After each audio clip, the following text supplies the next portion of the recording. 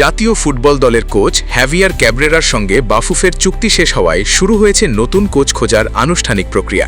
এই পদের জন্য আগ্রহ প্রকাশ করেছিলেন প্রায় 270 জন কোচ।